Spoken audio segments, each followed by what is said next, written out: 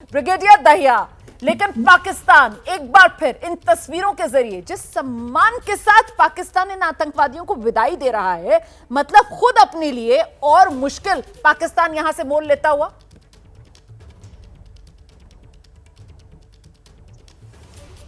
ये पाकिस्तान के लिए बहुत बड़ी मुश्किल है, लेकिन इसको थोड़ा संजीदगी से जो ऑप्टिक्स है ना, इसके बारे में थोड़ा विचार करें तो ये है कि भाई ये इंडिया के खिलाफ पाकिस्तान का जो असली हथियार है वो है प्रॉक्सी वॉर।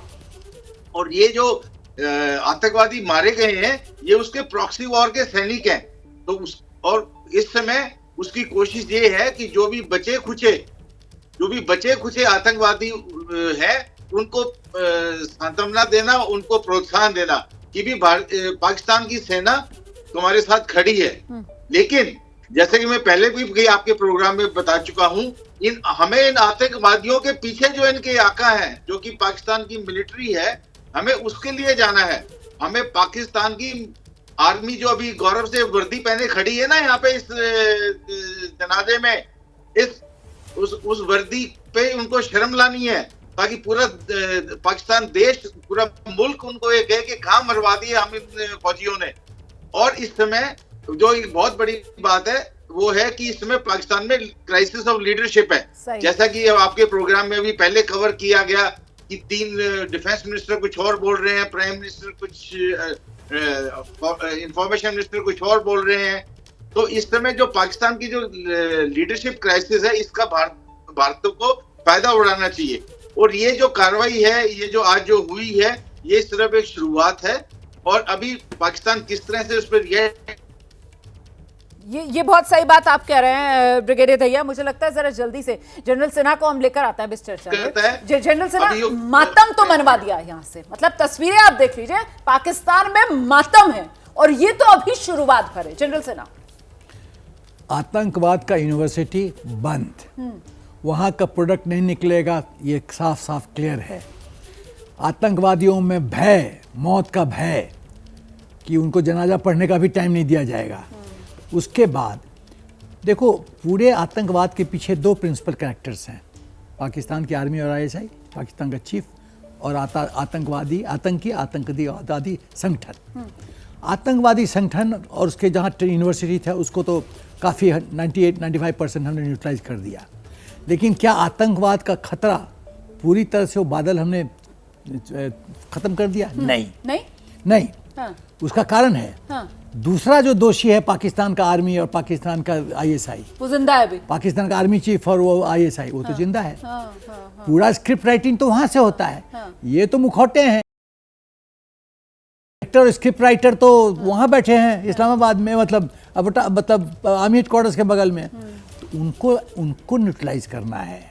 और एक चीज मैं, ये जो बात आप कह रहे हैं, मुझे लगता है जरा सा आशीष को लेकर आते हैं। तो आशीष, क्या इन तस्वीरों के जरिए पाकिस्तान अपनी जनता में भीतर वही प्रोपेगेंडा और भ्रम फैलाने की कोशिश और उनको जोड़ने और उनको यूनाइट करने की कोशिश इन तस्वीरों के जरिए, कि इनको जो आतंकवादी हैं अब वो उनको शहीद के तौर पर वहां पर प्रोजेक्ट कर रहे हैं, वो उनको अपने राष्ट्रीय झंडे में लपेट कर उनके लिए इतनी श्रद्धा भाव के साथ सारे आर्मी अफसर नजर आ रहे हैं, वर्दी में नजर आ रहे हैं, वो उनके लिए वहां पर नमाज जनाजा अदा कर रहे हैं भाई इन आतंकवादियों के लिए। देखिए, जो कट्टर संख्या होगी इनके पॉपुलेशन की, उनको ये भले बरगला लें, लेकिन मेरे भी वहाँ बहुत यार दोस्त हैं और मुझे लगता है अब पानी जो है वो सर से ऊपर जा रहा है। वहाँ की आवाम भी इनसे बड़ी त्रस्त है। पाकिस्तान आर्मी हो, आईएसआई हो, आर्मी हो, वो खुद कहते हैं हमारे मुल्क को कितना क्या बना के रख दिया, दुर्गति करके रख दी है।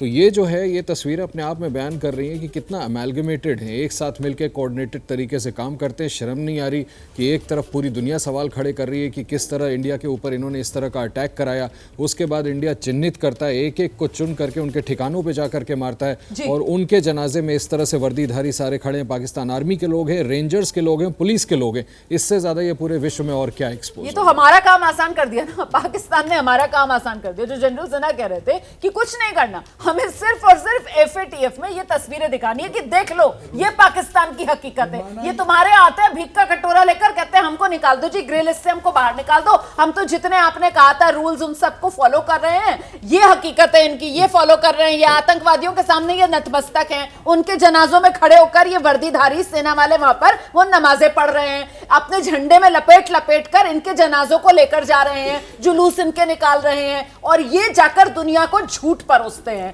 इनको तो बेनकाब करना चाहिए सर, पूरी दुनिया में ले जाकर। एक बड़ी खबर आ रही है, जरा जल्दी से दर्शकों को बता दूं, ऑपरेशन सिंदूर को लेकर बड़ा अपडेट ये मिल रहा है कि एनएसए, अजीत डोभाल ने कई देशों के एनएसए से बात की है। इसमें अमेरिका, ब्रिटेन, सऊदी अरब, यूएई, इन देशों के एनएसए को जानकारी दी गई है। रूस और चीन के एनएसए से भी अजीत डोभाल ने बात की है। ऑपरेशन सिंदूर को लेकर विस्तार से जानकारी दी गई है। सीधे जरा आशीष का रुख करेंगे। आशीष, ताकि किसी तरीके का प्रोपेगेंडा और भ्रम पाकिस्तान ना फैला सके, इसी के मद्देनजर जिस तरीके से अजीत डोभाल की तरफ से इन तमाम देशों के एनएसए से संपर्क साधा गया है, उस लिहाज से महत्वपूर्ण हो जाती है खबर। जी हाँ, बिल्कुल। सुबह भी हम चर्चा कर रहे थे कि उन्होंने अमेरिका, यूके, रूस, सऊदी अरेबिया, इन सभी लोगों के नेशनल सिक्योरिटी एडवाइजर्स को सुबह सुबह ही ब्रीफ कर दिया था। लेकिन मुझे लगता है कि ये जितने देशों का नाम अभी आपने लिया रोमाना, उसमें सबसे इंटरेस्टिंग है communist party of China central committee. वहाँ के विदेश मंत्री को उन्होंने जो अप्रोच करके उनसे संपर्क साध के उन्हें इसकी जानकारी दी है, डिस्पाइट नोइंग फुली वेल कि इस हमले के तुरंत बाद चाइना ने बयान जारी करके कह दिया था कि जो भारत ने कदम उठाया है पाकिस्तान में आतंकियों को मारने का, वो अनवारंटेड है। मुझे लगता है उसके बाद उनका चीन के विदेश मंत्री को संपर्क करना ये अपने आप में बहुत बड़ी खबर है और बहुत अच्छा है कि भारत ने ये कदम उठाया। और खास करके अगर इस तरह की तस्वीरें उसके बाद सामने आ जाती हैं तो भारत का पोजीशन और भी ज़्यादा मजबूत होता है, विंडिकेट होता है और हमारा केस और स्ट्रांग होता है। चाइना अब इस पर कैसा रुख इख्तियार करता है वो बड़ा इंपॉर्टेंट रहेगा, क्योंकि हम सब जानते हैं यूएनएससी में कितना मजबूत उसके पास वीटो पावर्स भी हैं। लेकिन फिर भी भारत की तरफ से ये बड़ा कदम उठाया जाना नेशनल सिक्योरिटी एडवाइजर की तरफ से मुझे लगता है बहुत बड़ा है और भारत के हित में। बिल्कुल भारत के हित में है। और देखिए ना, यूएनएससी का दरवाजा पाकिस्तान की तरफ से खटखटा दिया गया है। ऐसे में चीन का जो बयान सामने आया, जिसका जिक्र अभी आशीष कर रहे थे, उसके बावजूद भारत के एनएसए की तरफ से चीन के एनएसए के साथ संपर्क साधकर उनको सारी की सारी डिटेल्स साझा की गई हैं। मतलब कुल मिलाकर ये सैन्य घेराबंदी तो हमने की, पाकिस्तान के अंदर जो आतंकवाद के ढांचे थे उनको नेस्तो नाबूद किया, लेकिन साथ ही साथ ब्रिगेडियर दहिया, हमने कहीं ना कहीं दुनिया को भी अपने साथ लाने के जो कोशिश और प्रयास है उसको भी जारी रखा हुआ है, ताकि पाकिस्तान प्रोपेगेंडा ना कर पाए और पाकिस्तान की मुकम्मल घेराबंदी हम कर सकें। देखो, पाकिस्तान की मुकम्मल घेराबंदी तो हुई है और आतंकवाद एक ऐसी चीज है जिससे पूरा विश्व त्रस्त है।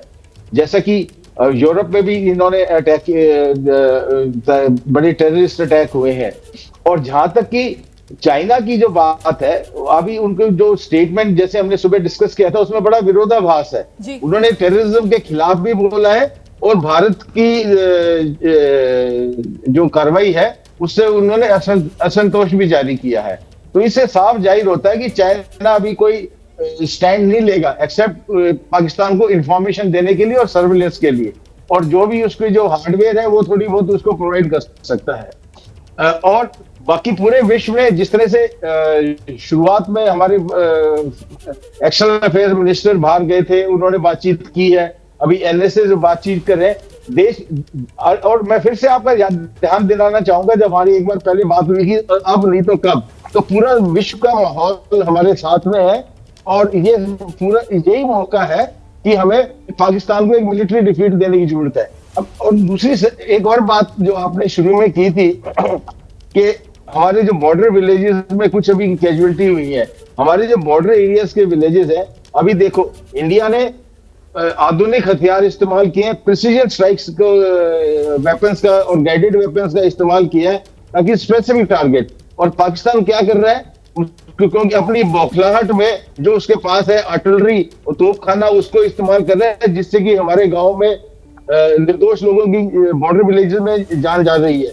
लेकिन भारतीय सेना का और बॉर्डर विलेजेस का और बीएसएफ का बड़ा अच्छा तालमेल है, हम आपस उनकी खूब देख रेख करते हैं और border village defence infrastructure is in place. जो अभी जो कैजुअलिटी हुई है, और मुझे पूरा विश्वास है अभी आगे से और कैजुअलिटीज वहां पे नहीं होगी। और इस समय जैसा कि मैं बात कर रहा था, पाकिस्तान में जो लीडरशिप का क्राइसिस है, ये मौका हमें दोबारा नहीं मिलेगा। इस समय तीनों जो पॉलिटिकल लीडरशिप है और आर्मी लीडरशिप है, वो एक दूसरे पे ब्लेम देने की कोशिश कर रहे हैं कि भी तुमने मरवा दिया। लेकिन हमें कॉशियस रहना है क्योंकि उसकी तो लुटिया डूब रही है। अब जिसकी नैया डूब रही है, लुटिया डूब रही है, वो कुछ ना कुछ तो कार्रवाई कर सकता है। मेरा ये अंदेशा है कि अपने आप को अपने देश की नजरों में बचाने के लिए, अपनी इज्जत बचाने के लिए कुछ एक कार्रवाई अब नहीं तो अगले 24 से 48 घंटे में हो सकती है। ठीक है, आप जो बात कह रहे हैं सर, आप बिल्कुल सही कह रहे हैं, लेकिन यहां पर मुझे एक बार फिर से मैं वही खबर लेकर आती हूं कि एनएसए जो हैं हमारे अजीत डोभाल साहब, वो अलग अलग देशों के एनएसए से भी बात कर रहे हैं, उनको पूरी ऑपरेशन सिंदूर के बारे में उन्होंने जानकारी दी है। ब्रिगेडियर जीवन राजपुरोहित साहब हमारे साथ मौजूद हैं क्या? ब्रिगेडियर जी, ब्रिगेडियर पुरोहित, मैं आप ही के पास आना चाह रही थी सर। मतलब ये जिस बात का जिक्र अभी ब्रिगेडियर दहिया कर रहे थे कि साहब हमें कॉशियस रहने की जरूरत है, पाकिस्तान की तरफ से कोई हिमाकत की जा सकती है, लेकिन पाकिस्तान के पास हिमाकत का कोई आधार ना बचे, इसी की तो ये कवायद है ना जो भारत की तरफ से की जा रही है। इसीलिए तो दुनिया भर के देशों को भारत ये बता रहा है कि ऑपरेशन सिंदूर मतलब न्याय के लिए लॉन्च किया गया एक ऑपरेशन, ऑपरेशन सिंदूर मतलब आतंकवाद को नेस्तो नाबूद करने वाला ऑपरेशन, ऑपरेशन सिंदूर मतलब आतंकियों की कमर तोड़ने वाला ऑपरेशन। जी, आप बिल्कुल ठीक बोल रही हैं कि ये केवल एक आतंकवाद या पाकिस्तान को घेरने वाली बात नहीं है। सही, ये एक वो कहानी है जो कि आतंकवाद को धरती से मिटा देने वाली बात है। हम पाकिस्तान को मिटाने की बात नहीं कर रहे, हम उनकी जनता के खिलाफ नहीं बात कर रहे, हम आतंकवाद के खिलाफ बात कर रहे हैं। और पूरा देश ही नहीं, पूरा विश्व पीड़ित है इससे। पाकिस्तान के ये कहानी, ये चोचले सबको मालूम है। अब हमको जो चाहिए और जो देश बहुत अच्छे तरीके से कर रहा है, वो जियो पॉलिटिकल, जियो स्ट्रेटेजिक सिचुएशन को समझ करके इसकी घेराबंदी करे।